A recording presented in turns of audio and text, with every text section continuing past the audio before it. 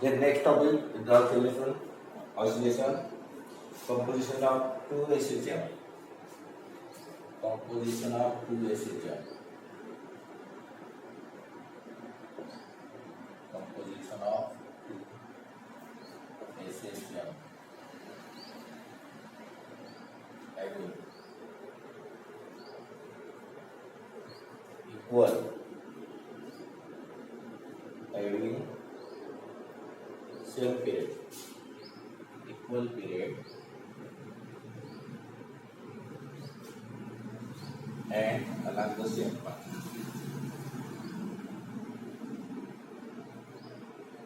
Along the same path.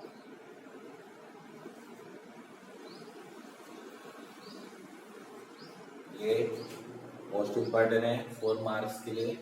Composition two SHM having equal period and along the same path but slightly different amplitudes.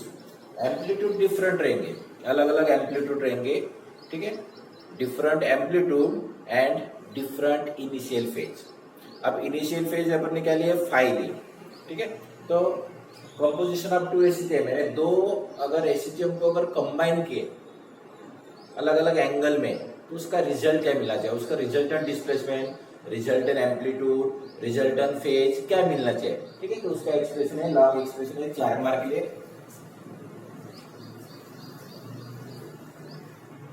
Okay, then consider the two equation of the SHM. अब two equations लेते SHM के. Consider the two equation of the SHM are given by, first लेते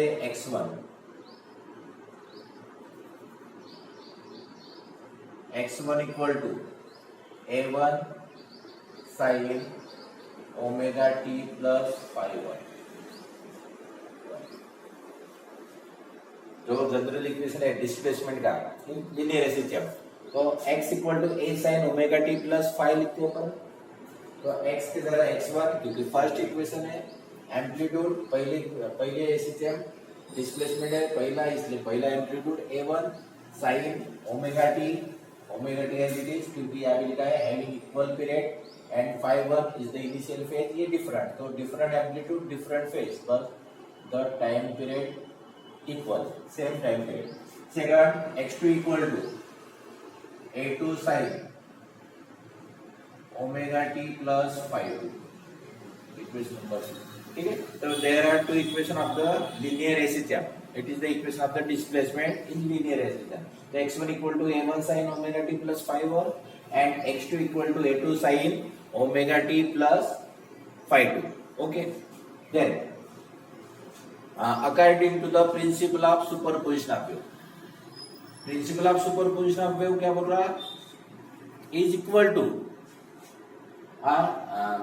principle of superposition of wave क्या statement है, the resultant displacement, जो resultant displacement है, ठीक है, उसका रिजल्ट दो इक्वेशन को अपन ऐड करेंगे तो उसका जो रिजल्ट आएगा it is equal to the vector sum of the displacement of two waves.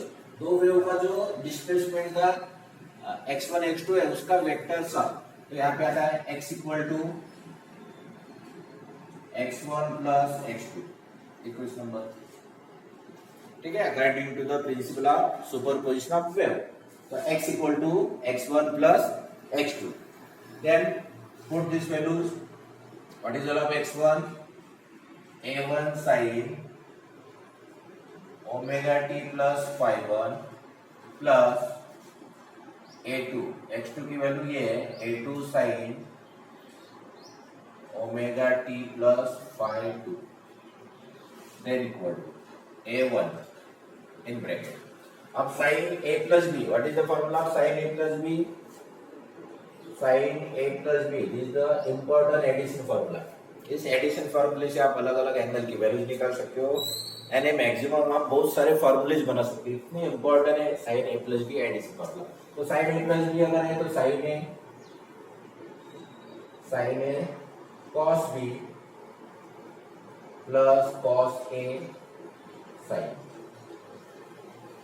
Sign A plus B का फॉर्मूला है तो sine A cos B plus cos A sine B, sine A minus B अगर है minus sign आता है, यहाँ पे अगर माइनस साइन आता है तो यहाँ पे माइनस साइन, ये आप फॉर्मूला याद रखिए और यूज कर लीजिए। तो साइन ए प्लस बी है sign A cos B plus cos A sine B, alternate term आना चाहिए। तो यहाँ पे अपन यूज करेंगे साइन ए की वैल्यू ओमेगा टी और बी की वैल्यू फाई 1, तो यहाँ पे आएगा sine omega T cos phi 1 plus cos omega T sine phi 1 एक प्लस फिर second a2 in bracket again sine A plus B, यहाँ पे आता है sine omega T cos phi 2 plus cos omega T sine phi.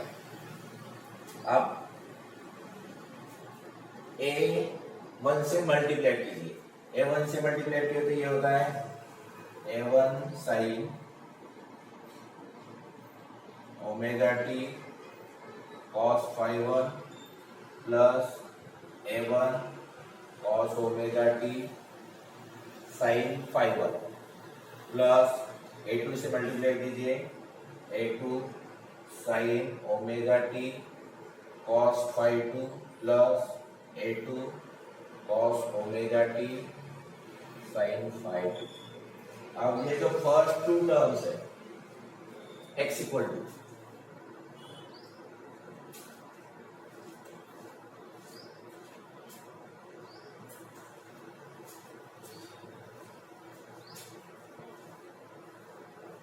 Mathematical long expression है लेकिन easy है, ठीक है। अब यहाँ पे फर्स्ट टर्म और third term a1 sin omega T cos phi 1, a2 sin omega T cos phi 2, तो क्या करना है इसमें से sin ओमेगा टी बाहर निकालिए, कॉमन निकालिए, तो यहाँ पे रहता है sin ओमेगा टी बाहर निकालिए, sin omega T in bracket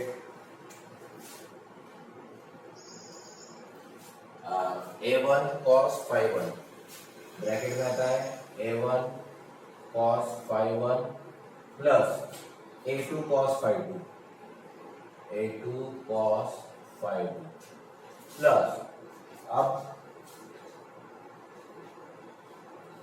ये जो बची हुई दो इक्वेशन उसमें से cos ओमेगा टी बाहर निकालिए, cos omega T in bracket a1 sin phi 1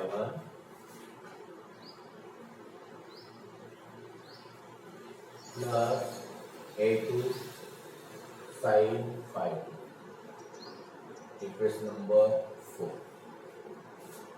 4। अब इस डिस्प्लेसमेंट इक्वेशन को अगर सिंप्लीफाई करना है, सिंपल करना है, तो क्या करेंगे, जो ब्रैकेट है, अब ब्रैकेट में देखिए a1 a2 क्या है, एम्पलीट्यूड है, a1 amplitude of the first equation, a2 is the amplitude of the second equation, तो a1 a2 है तो उसके लिए अपन नया एम्पलीट्यूड लिखेंगे कैपिटल आर। कॉस की टर्म है कॉस एज और फाई 1 फाई 2 दो फेज है, फाई 1 इनिशियल फेज है फर्स्ट इक्वेशन में, phi 2 is the initial phase है सेकंड इक्वेशन में, तो दोनों के लिए अपन फाई की जगह डेल्टा भी लिख सकते हो, ठीक है। इसमें अगर डेल्टा अगर देंगे तो अपन डेल्टा लेंगे डेल्टा, ठीक है। तो यहाँ पे put R sine delta equal to R में a1 a2 के लिए आर, साइन की टर्म है साइन और फाई 1 फाई 2 है तो डेल्टा, तो ये जो ब्रैकेट है उसके लिए अपन ने आर साइन डेल्टा पुटअप करना है, तो क्या होता है a1 sine phi 1 plus a2 sine phi 2, equation number 5। और पहला जो ब्रैकेट है आर कॉस डेल्टा, क्योंकि a1 a2 है तो आर कॉस की टर्म है इसलिए कॉस, फाई 1 फाई 2 है तो डेल्टा, तो a1 cos phi 1 plus a2 cos phi 2, ये नंबर इक्वेशन नंबर 6, क्योंकि 5 और 6 यूज करना है by two determine the resultant amplitude and resultant phase, resultant amplitude और रिजल्टेंट फेज फाइंड करने के लिए अपन 5 और 6 यूज करने वाले, ओके। तो put this value in equation 4, तो x इक्वल टू इस equation 4 becomes x equal to sine omega T, bracket में क्या पुटअप करना है, इसकी वैल्यू क्या है, R cos delta plus cos omega T और इसकी वैल्यू क्या है, R sine delta, then equal to R common निकालिए, in bracket sine omega T cos delta plus cos omega T sine delta, then equal to R, और sine omega T cos delta plus cos omega T sine delta is the formula, addition formula of the sine A plus B, तो यहाँ पे आता है sign bracket में ए यानी omega t plus B यानी delta, number 7, so this is resultant displacement,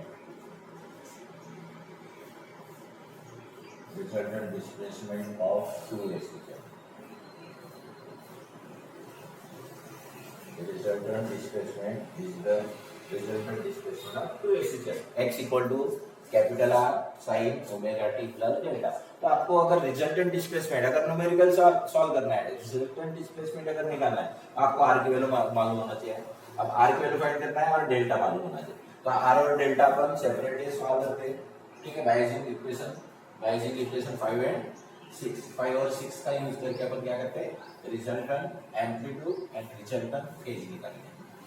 then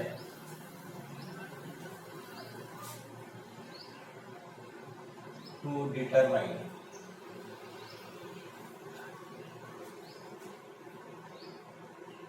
resultant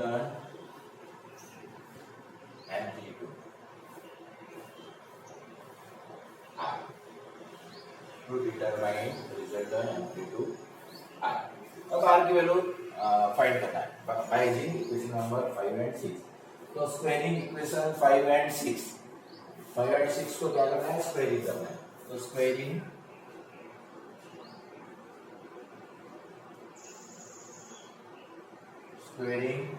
equation 5 and 6, 5 and 6 को squaring करना है and adding,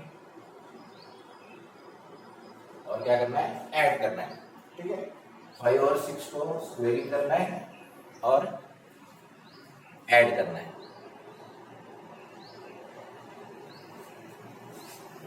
squaring and adding, तो स्क्वायरिंग आपका 5 R square sine square delta, R square sine square delta plus, क्योंकि add भी करना है तो लेफ्ट हैंड साइड का स्क्वायरिंग कीजिए, लेफ्ट हैंड साइड का स्क्वायरिंग और दोनों को ऐड कीजिए, तो R square cos square delta, R square cos square delta,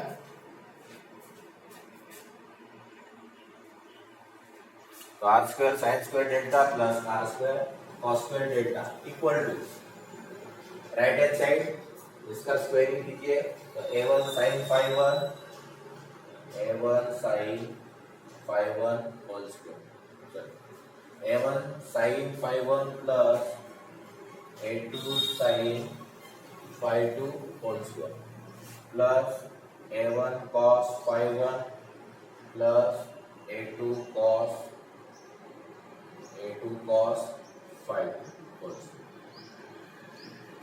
r square common, so therefore r square in bracket sin square delta plus cos square delta equal to, then squaring a plus b whole square, so first term का square a square sin square phi 1 plus a2 square sin square phi 2 plus twice a1 twice ab, so 2 a1 a2 sin twice a1 a2 sin phi 1 sin phi 2 plus then a plus b का whole square a1 square cos square phi 1 plus a2 square cos square phi 2 plus twice a1 a2 cos phi 1 cos phi 2. Sin square delta plus cos square delta. Sin square delta plus cos square delta equal to 1 for theta is any value. So this is the r square. Okay, r square equal to a1 square sin square phi 1 a1 square cos square phi 1. तो यहाँ पे a1 square common निकालिए in bracket sin square phi 1 plus cos square phi 1. Then a2 square sin square phi 2 a2 square cos square phi 2. तो a2 square common निकालिए a2 square यहाँ पे आता है sin square phi 2 plus cos square phi 2. Then plus अब बची जो term है 2a1 a2 2a1 a2 common निकालिए 2a1 a2. तो ब्रैकेट में आता है cos की टर्म पहले लिखते हैं cos phi 1 cos phi 2 plus sin phi 1 sin phi 2. ठीक है, देख लेता हूँ वीडियो में आता है. Okay, then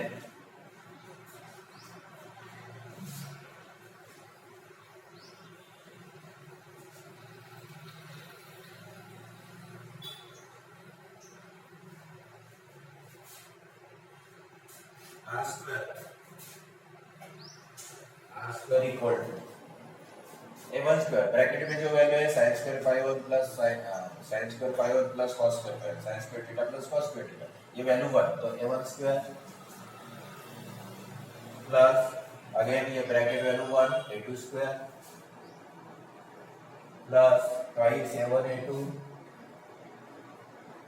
then cos phi 1 cos phi 2 plus sin phi 1 sin phi 2. तो sin cos a cos b plus sin a sin b ये जो फॉर्मूला है it is the cos of a minus b.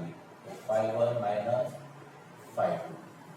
therefore capital R equal to square root of both sides. तो यहाँ पे formula आता है a1 square plus a2 square plus 2a1 a2 cos phi 1 minus phi 2. This is the expression of the resultant amplitude. Equation number 5, 6, 7, 8. This is expression for resultant amplitude. इसका expression है resultant amplitude. Capital R is the resultant amplitude square root of a1 square plus a2 square plus twice a1 a2 cos phi 1 minus phi 2. Then 5 and 6 जो equation था 5 में अपन ने sign की value लिखी थे और 6 में cos की वैल्यू. ठीक है, तो डिवाइड इक्वेशन 5/6 यहाँ पे डिवाइड करते हैं. डिवाइड इक्वेशन 5/6 तो ये तो यहाँ पे आता है r sin delta divide by r cos delta equal to left hand side को लेफ्ट हैंड साइड से डिवाइड किए r sin delta divide by r cos delta. यहाँ पे आता है a1 sin phi 1 plus a2 sin phi 2 and नीचे में आता है a1 cos phi 1 plus a2 cos phi 2. Then capital R cancel. sin delta upon cos, sin upon cos means tan delta equal to as it is a1 sin phi 1 plus a2 sin phi 2 a1 cos phi 1 plus a2 cos phi 2. Therefore, delta equal to tan inverse in bracket a1 sin phi1 plus a2 sin phi2, a1 cos phi1 plus a2 cos phi2. So this is the expression of the resultant phase. This is expression for resultant phase. Okay, this is the expression of the resultant phase. So this is the long expression. Composition of two SHM having equal period and along the same path but slightly different amplitude and different initial phase. Then some cases. Then what is the value of the resultant amplitude? What is the value of resultant amplitude? When the phase difference is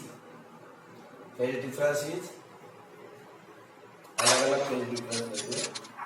First is the in phase, out of phase, and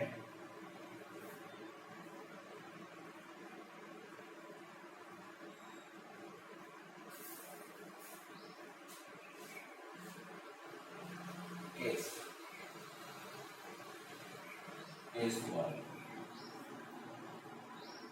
when phi1 minus phi2 equal to 0 in phase.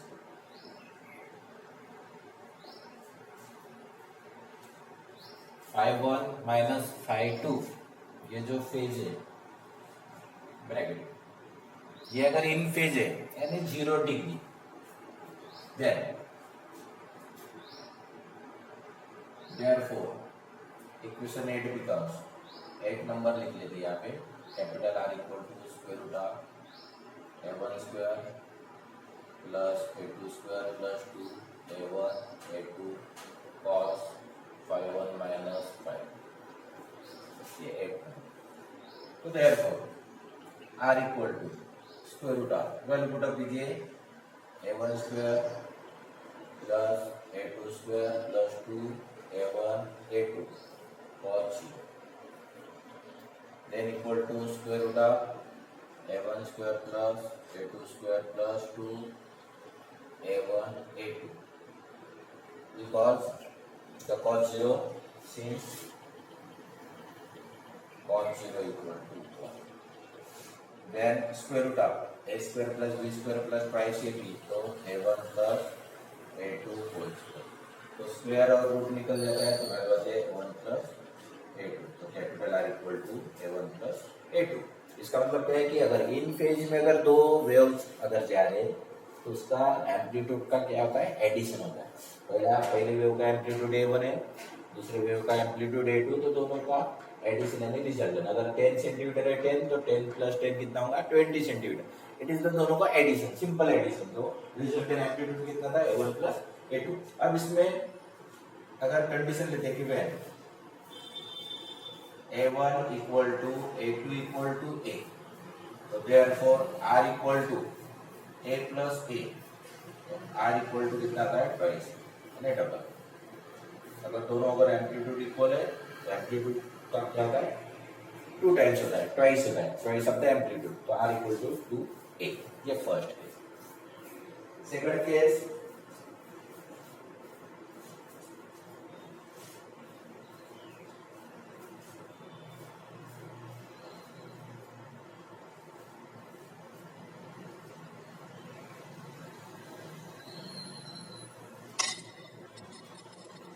case number 2.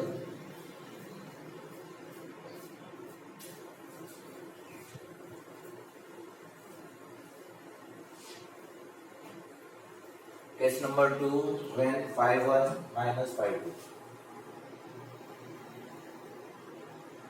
phi1 minus phi2 equal to 90 degree. Means two waves are perpendicular. 90 means perpendicular है. दोनों का phase का difference अगर perpendicular है, therefore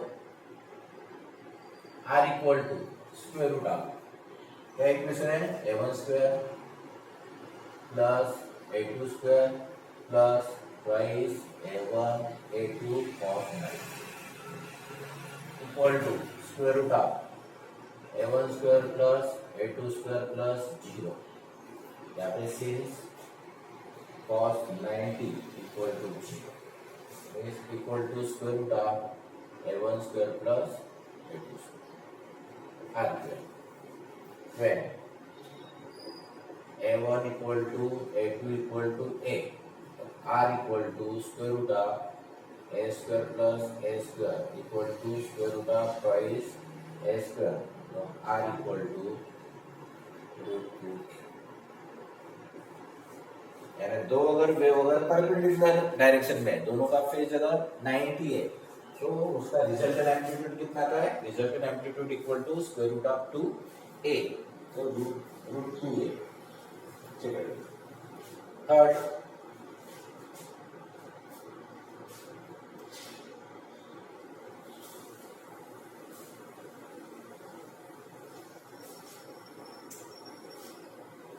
third case when phi1 minus phi2 equal to 180 degree opposite phase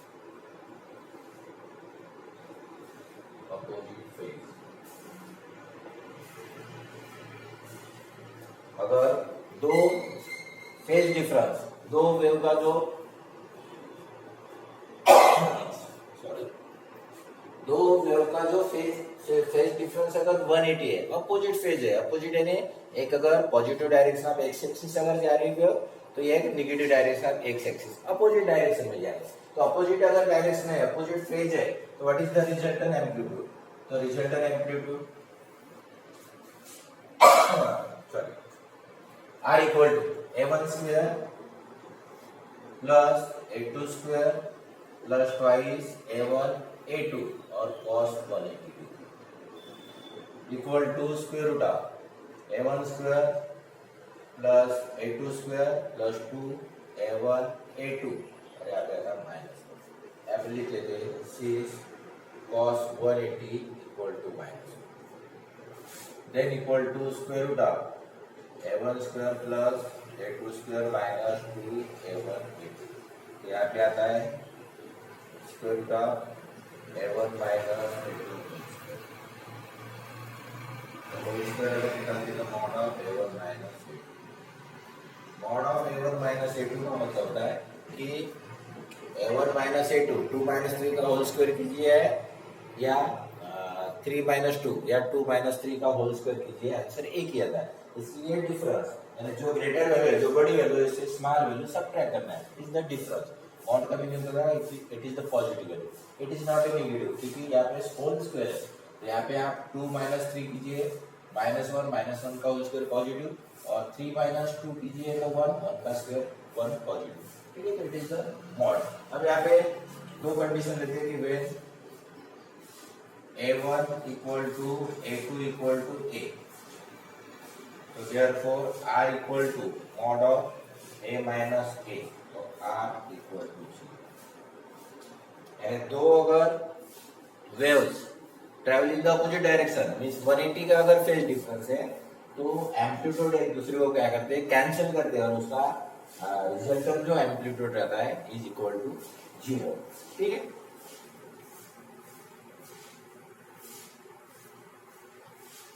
so this is the composition of two AC cells having equal period along the same path but the different amplitude slightly different amplitude and different initial phase phi1 phi2 लिए अपन ने phi की जगह और a की जगह a1 a2 j different तो उसको अपन ने कंपोजिशन लॉन्ग एक्सप्रेशन उसमें क्या ऑब्टेन किए थे अपन ने रिजल्टेंट डिस्प्लेसमेंट ऑब्टेन किए थे capital X equal to capital R sine bracket में ओमेगा टी प्लस डेल्टा ये इक्वेशन फिर रिजल्टेंट एम्पलीट्यूड निकाले थे रिजल्टेंट एम्पलीट्यूड का expression capital R equal to square root of a1 square plus a2 square plus twice a1 a2 cos phi1 minus phi2 और उसके बाद resultant phase निकाले थे delta equal to tan inverse in bracket a1 sin phi1 plus a2 sin phi2 divide by a1 cos phi1 plus a2 cos phi2 ठीक है this the result फिर उसमें different cases लेके अगर फेज डिफरेंस अगर zero degree है इन phase में, तो उसका रिजल्टेंट एम्पलीट्यूड निकालना क्या है, तो अगर इन फेज में अगर आता है तो capital R equal to R1 sorry capital R equal to A1 plus A2। A1 amplitude है फर्स्ट इक्वेशन, A2 एम्पलीट्यूड है सेकंड इक्वेशन, सेकंड वेव, तो दोनों का एडिशन होता है। Capital R equal to A1 plus A2 आया था, और अपन ने A1 equal to A2 equal to A अगर लेते, A1 A2 अगर दोनों इक्वल लिए तो उसका आंसर आता है capital R equal to 2A। ठीक है, सेकंड केस लेते कि when the phase difference is 90 degree, ठीक है, परपेंडिकुलर, तो 90 डिग्री अगर है तो वहां पे वैल्यू अपन ने पुट किए, और उसका आंसर आता है capital R equal to square root of A1 square plus A2 square. Then A1 equal to A2 equal to A अगर लेते तो कैपिटल आर की वैल्यू आती है square root of 2 into A। ठीक है, एंड थर्ड केस में लेते कि when the phase difference is 180 degree means opposite phase. ठीक है, तो अपोजिट फेज अगर आता है तो उसका एक्सप्रेशन निकाले अपन ने, तो capital R equal to it is the mod of A1 minus A2। Mod का मीनिंग होता है it is the positive value, difference, दोनों का डिफरेंस, तो A1 माइनस A2 या A2 माइनस A1 भी यहाँ पे लिख सकते हो। और उसमें अगर A1 equal to A2 equal to A अगर लिखते हैं तो आर की वैल्यू आती है 0, यानी एम्पलीट्यूड कैंसिल होता है, और जो एम्पलीट्यूड आता है वो 0 रहता है, वाइब्रेट नहीं होता, वो कैंसिल करते हैं और रुक जाता है, वेव्स रुक जाती है। ठीक है, this is the expression of the composition of two acid and different formulae and different cases. ठीक है, तो ये लॉन्ग एक्सप्रेशन था और मोस्ट इम्पोर्टेंट है मैथमेटिकल। ठीक, तो आज के लिए ये सफिशिएंट है। Thank you student. ठीक है।